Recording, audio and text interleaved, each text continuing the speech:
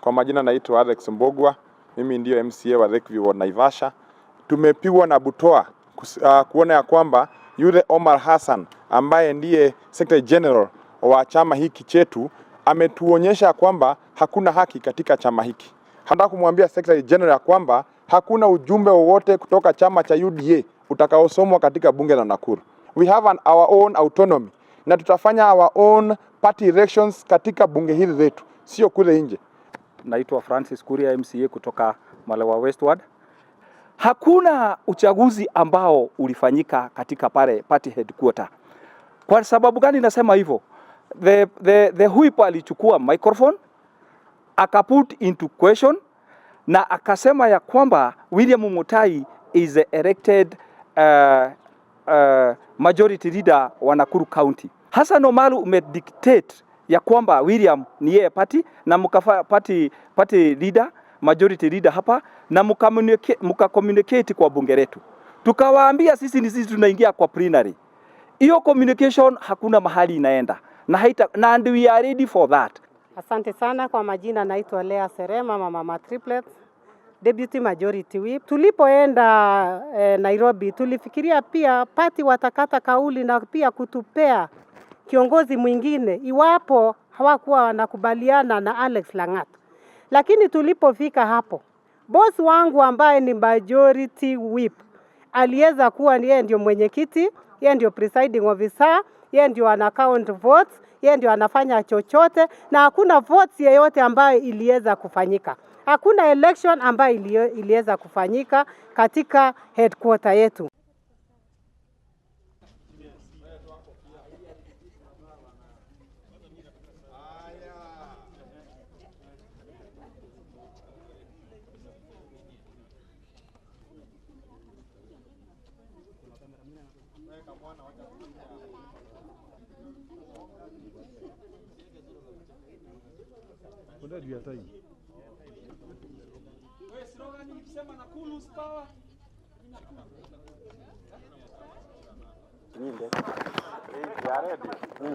Shika zote, shika nyingine. Monge, shika.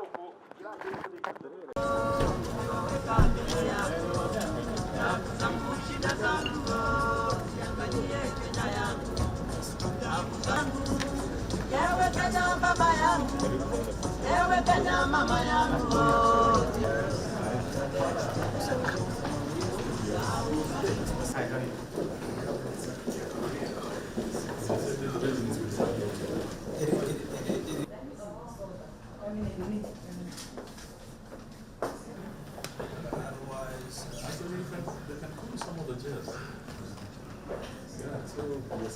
We all set, yes.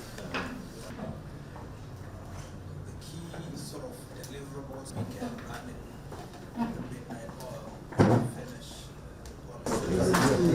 I'm so excited.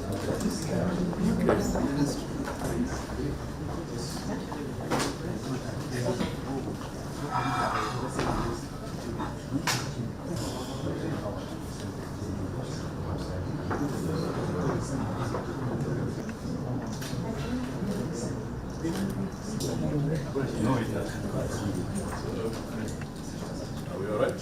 Yes. Okay.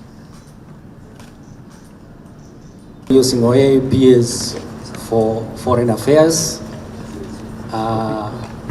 Excellency, we want to begin by having all the ambassadors and directors.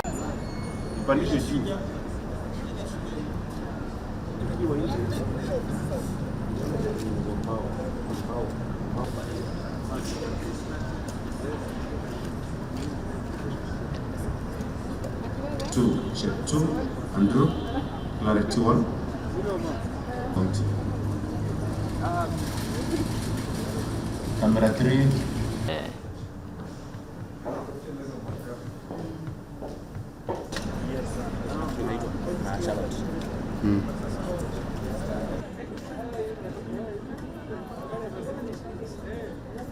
The manner in which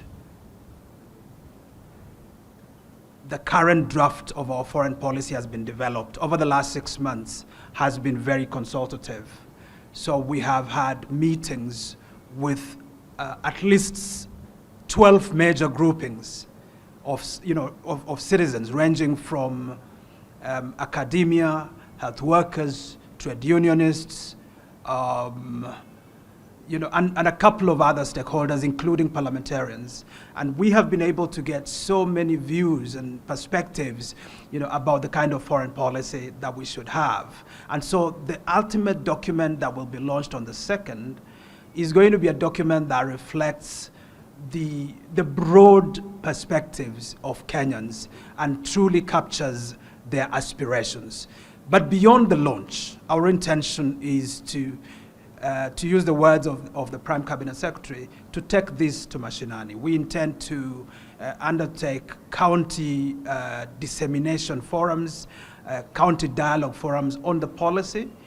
Secondly, we intend to translate the policy to Swahili, and we will have quite a number of media engagements around the policy, explaining different facets of it so that Wananchi can be able to appreciate what the policy is about. Kenya and France enjoys a very robust and positive relationship. As a matter of fact, I think you must have seen that yesterday President Ruto was hosting the State Minister for Francophonie and International Partnerships of France, at which it was announced this partnership around education. Basically, a 35 million euro facility of the French government to support the engineering department of the University of Nairobi in the area of artificial intelligence, so that Kenya's leadership in the area of tech can be sustained. And so the expectations of Kenya with regard to our hosting of the French Africa Summit in March 2026 is that we will be able to showcase how this partnership with France has meant not just to Kenya, but to many African countries.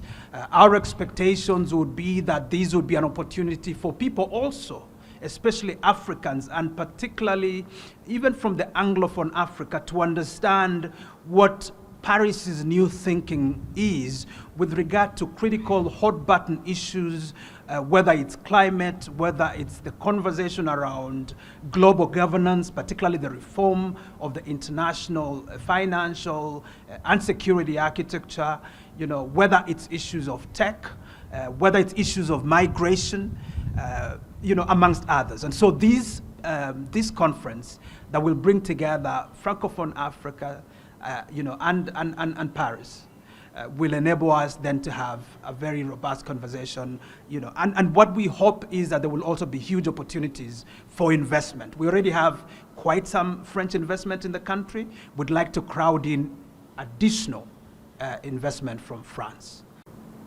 This December, the Ministry of Foreign and Diaspora Affairs will mark the 60th anniversary of Kenya's diplomatic journey. This will be a commemoration of Kenya's enduring legacy in peacekeeping, regional leadership, and global diplomacy over these 6 decades.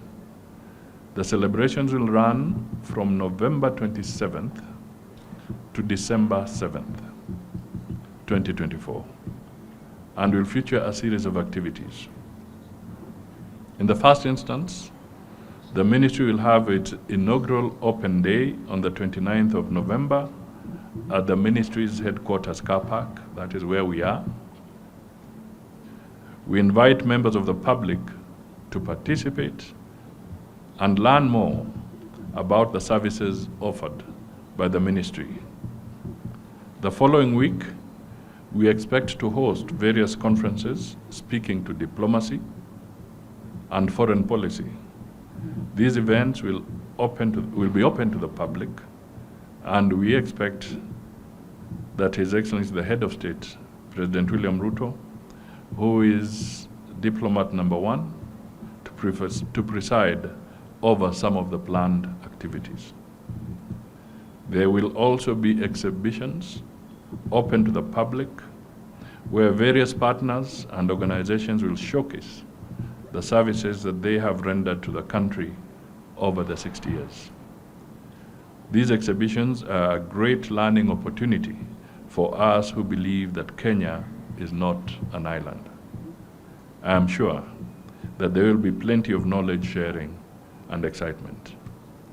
These public events provide an opportunity for all of us to understand the scope of diplomacy as practiced by our foreign service officers. We truly want to make this a foreign affairs machinani week. They will also enable the public to participate, to appreciate the role the citizen plays in the articulation of the country's foreign policy. Further, these events provide a great opportunity for interactions between citizens and the various practitioners of diplomacy. Let me highlight just a few of the events. First, as I have indicated, 29th November is the Ministerial Open Day and public engagement at the Ministry's headquarters showcasing departmental activities. On December 2nd, that will be the formal opening ceremony where His Excellency the President will address the nation on these matters at the KICC. We shall then have an exhibition running at KICC, Comesa grounds, from 2nd to 4th. On 3rd December, we will have a tree planting activity at the Ngong Road Forest, and that will be followed by private sector dialogues at KICC. On December 4th, we shall have the Diaspora Conference. Discussions on Kenya's contributions to, on the diaspora of, the diaspora's contribution to Kenya's development will feature very, very prominently in this conversation. Then we have the diplomatic conference roundtables scheduled for December 5th at the University of Nairobi, exploring Kenya's foreign policy evolution, peace initiatives, and youth diplomacy. Historical unveiling of, this is on the 6th of December, we shall launch the Foreign Service Academy as a semi-autonomous government agency, and a historical photo gallery will be opened at Uhuru Gardens. The grand finale will be on December 7th in Eldoret, where there is the Eldoret Run for Education cross-country. This is domiciled where we get the top cream of our athletes in that region, but it will be also inviting other Kenyans to participate in this cross-country race. If all goes well, we believe it may be flagged off by His Excellency, the President. I welcome you all, members of the Fourth Estate, to this media briefing on 60 years of Kenya's diplomatic journey. For 6 decades, Kenya has been at the forefront of diplomacy, advocating for mutual respect, dialogue, and unity on the global stage. This has been to the benefit of our citizens as Kenya undertakes its role of a global citizen. Shortly after independence, in 1963, Kenya embarked on a journey to establish herself as a sovereign state and assert her independence on the global stage. Kenya did this by opening its first 6 missions in 1964. These were in Peking then, which is now currently Beijing, Moscow, then it was the USSR and now Russia. Then we have London, we have Bonn in Germany, Cairo in Egypt, New York for the United Nations, and Paris in France. From this humble beginning, Kenya today has 68 missions spread across the world, championing for the country's interests. These comprise 29 missions in Africa, 16 missions in the Asia and Middle East, 14 in Europe, 5 in Americas, and 1 in the Oceania. This diplomatic footprint also includes our offices in the United Nations capitals of Nairobi, New York, Geneva, and Paris. As a founding member of the Organization of African Unity, now the African Union, Kenya continues to champion African unity, economic integration, and peace. Over the years, Kenya has participated in 43, and I really want to emphasize that, 43 peacekeeping and peace support missions, including Yugoslavia, Cambodia, Iran, East Timor, Western Sahara, Sierra Leone, Liberia, the Democratic Republic of Congo, Somalia, South Sudan, and more recently, Haiti. This demonstrates our commitment to regional and global stability. Kenya's election to the United Nations Security Council in 2021 for a third time, mara ya tatu, justifies its capacity to shape global governance and advance Africa's voice in multilateral diplomacy. We do not take this for granted. Kenya has played a pivotal role as the global environmental capital. Since 1972, we have hosted the United Nations Environmental Program, UNEP, global headquarters. Today, Kenya is home to one of the largest UN duty stations, hosting approximately 20,000 staff operating under the umbrella of the United Nations office in Nairobi. This population of UN staff is set to increase in 2025 as many staff relocate to Nairobi as part of the UN Greater Reforms Plan. The UN has also made significant investments in the country, and as a country, we will soon have a venue that can host a United Nations General Assembly. This is huge and transformative for our country. It is expected that the investment could be close to $400 million US. You will recall that Kenya hosted historic events such as the Third World Conference on Women in 1985, the United Nations Environmental Assembly in 2021, and the inaugural Africa Climate Summit in 2023. These and many others have solidified the country's position as a global hub for diplomacy, international trade, and investment. Our foreign diplomacy is driven by these good people that you see here. They have been strong, they have been candid, and they have helped in many different ways to profile Kenya to the position that it is today. And they're also mentoring younger people to take up and move forward. So it is important that we appreciate that. I remember coming across some message of somebody who felled a big tree.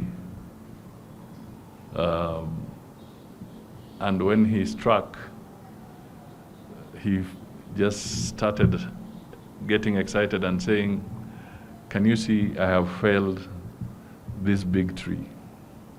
What he forgot is that there was an axe, and there were other people who held that axe, and they kept on striking at that tree.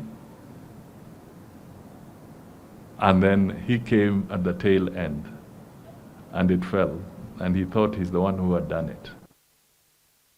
That is not true. We are building on the foundation of very many great men and women who have been with us, who have worked, who have toiled, and as far as we know, we will continue, and there'll be others to come and continue to move. The other one is the famous shaking bridge, the suspended bridge. There was an occasion the mouse was waiting at the end of the bridge, and the elephant came, and the mouse jumped onto the tail of the elephant and said, "Can we cross together?" because it was scared to cross. So the elephant said, "Come on board, let's go." And they crossed, and because it was a swaying bridge, a floating bridge, as it swayed, they got to the other side, and the mouse told the elephant, when they got to the other side, it was so happy, telling the people, "Did you see how I and the elephant swayed the bridge?" So I'm bringing about these proverbs just to tell you that in all this, it's collective effort. And we should not in any way try and downplay anybody's contribution. We are all together, and Kenya's foreign policy, and indeed Kenya's development, must move as a collective, with all of us pulling together, including you. Because without you, nobody will know what our foreign policy is. So we really need you also as members of the Fourth Estate to help us articulate and convey the correct messages. So we are partners. We are conjoined at the hip. We are together on this one. But thank you so much, and we look forward to you helping us get Kenyans to appreciate and understand our foreign policy as we celebrate the 60th anniversary of this journey. Asante sana.